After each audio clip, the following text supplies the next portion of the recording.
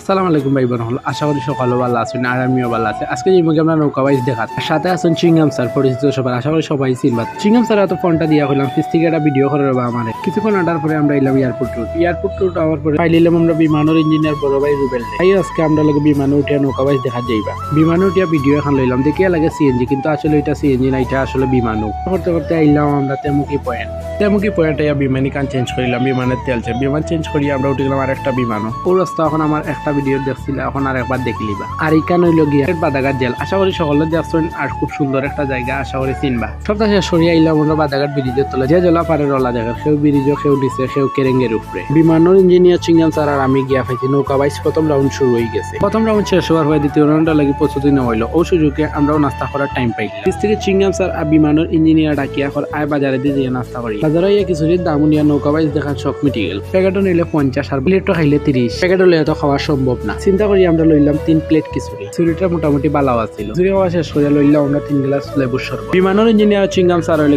Fun লাভার তারা চা খাও ভাত খাও ফান না খাইলে হইতো না। নাস্তা করা শেষ করিয়া 150 টাকা খরচ করিয়া উঠিয়ে গেলাম গিয়া নৌকা থেকে নৌকা বাইচ দেখতে আসলে খুব ভালো লাগে। আর আমার জীবনের পয়লা এত কাছ থেকে নৌকা বাইচ দেখলাম বাদাঘাট ব্রিজের তলে সুরমা নদীত।